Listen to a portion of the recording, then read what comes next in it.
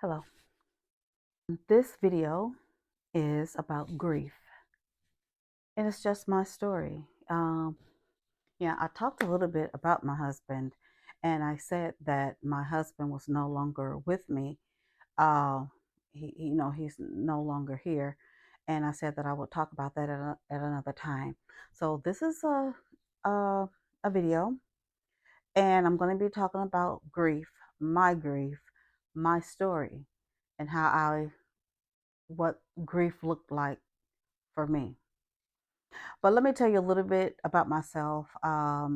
As you know, I am a registered nurse. I've been a nurse for over 30 years. I've done all types of nursing. I've done med surg. I've done home health. I've done emergency room.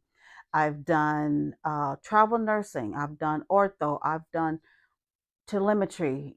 I've done psychiatric nursing. And being a psychiatric nurse, I already knew what grief could look like. I knew the stages of grief. You have the stages of grief, you have denial, you have anger, you have bargaining, you have depression, you have acceptance. And yes, you will go through those stages. But when you go through those stages, how you go through those stages, and what order those stages go through is different. It's different from for everyone.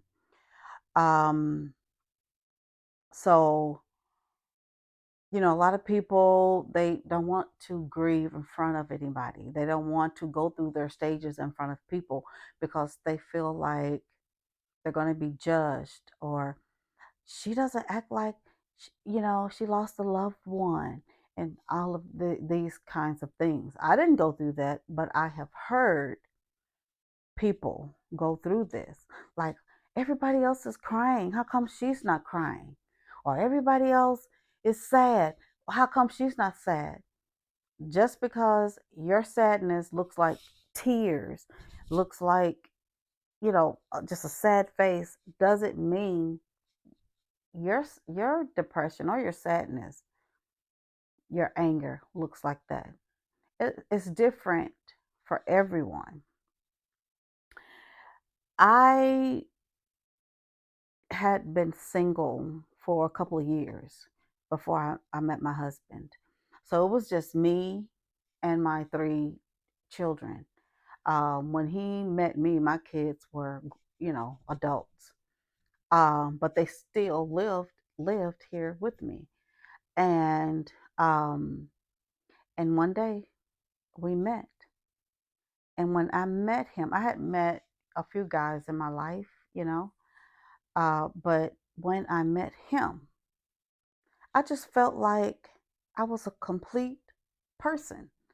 Like, I felt that he completed me, and he felt like I completed him. Um, and so when he met me, he did everything in his power to make me his woman, as he would say. And it worked. This man wined and dined me. He got in the kitchen and he cooked, because it wasn't all about always going to a nice restaurant. We went to nice restaurants, but it was when he got in the kitchen with his little apron on that says "Kiss the Cook." It, those times, that's when I knew that he cared about me.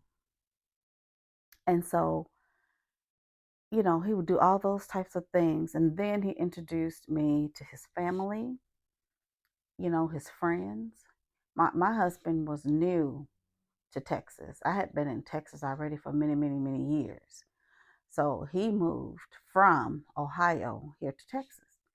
And so, yeah, we met each other, and it was, I want to say, love at first sight, or a lot of like at first sight. And so we dated, and we just had fun, and we would do everything together. Like it was like if I was not at work, we were together. My husband was a retired military guy. He was in the army for many years, and he was a retired military guy, and then a disabled vet. And so, whenever I was off, um, we would spend that time together. We would travel together, and just had fun. Both of our kids, his kids were grown, my kids were grown. So whenever we wanted to pick up and go places, we would do it. um, we would do things like go to the casino, spend the weekend, gamble a little bit, eat all the good food just to get away, you know. And we did that a lot.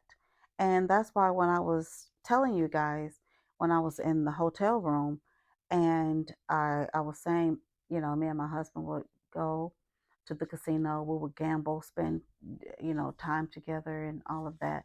And, you know, it was just such fun times. And we dated for about a year.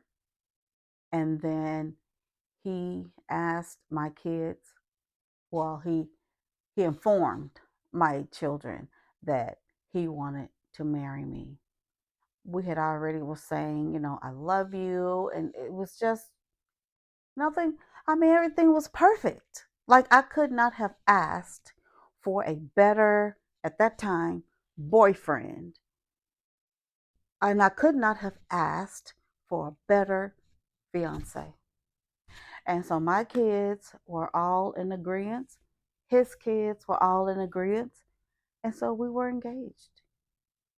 Okay. And he got on one knee, and he didn't do it in front of my dad, but he got on one knee in front of my children and he asked me to marry him. And what do you think I said? I said yes. Okay. As if I was going to say anything else. I said yes. Um, and we were engaged for, I would say, a year, or almost a year. And then we started planning. Well, yeah, we were engaged for a year, but like at the 6 month mark of us being engaged, we planned our wedding. When we were going to do it, how we were going to do it.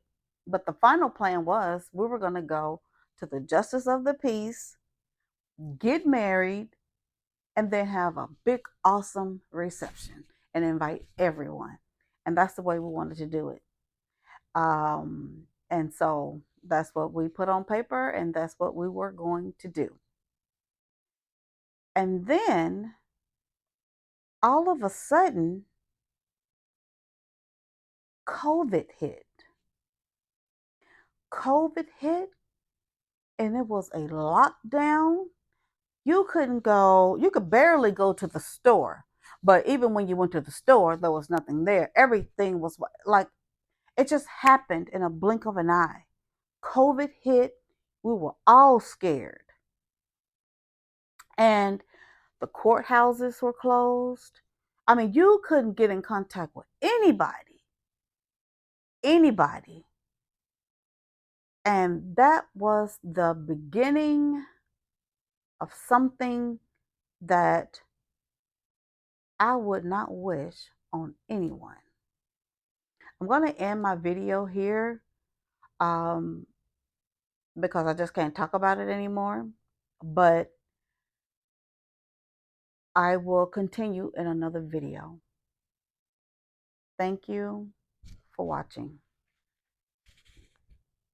Look out for part 2 coming soon.